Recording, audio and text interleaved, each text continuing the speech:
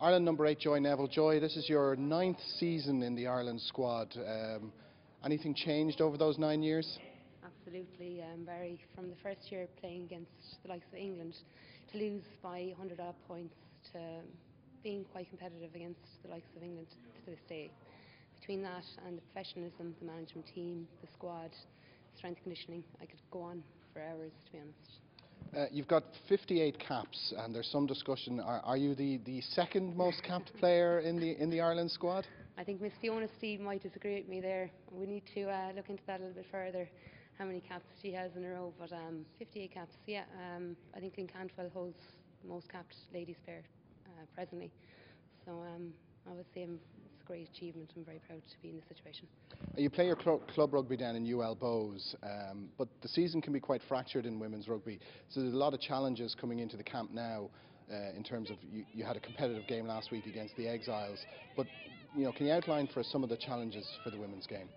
Well, obviously between the interprovincials, Six Nations Cup matches, and obviously then the league matches, putting a structure in place for the women's game needs to be, a lot of thought needs to be put into it.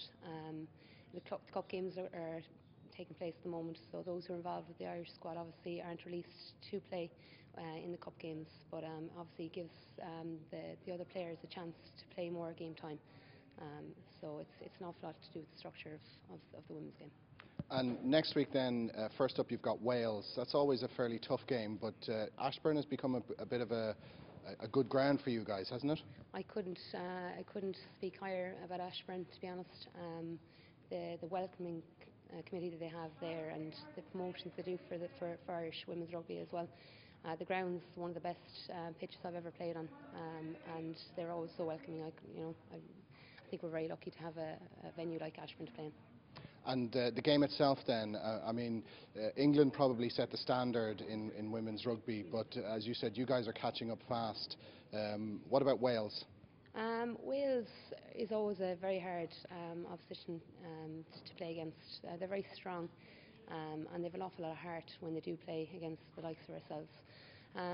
Obviously, any team that we do play against in the Six Nations will be a massive challenge, but I always look forward to playing against Wales. It's always a very challenging game, and I'm certainly looking forward to playing against them next Friday.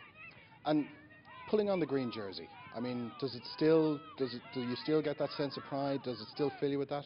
Absolutely. All the training leading up to it, I don't know if you have the same excitement and buzz as you would have, let's say, about 10 years ago, but it's the exact same. Putting that jersey on, there's no better feeling, to be honest, and I'm just privileged to be in the situation that I am in.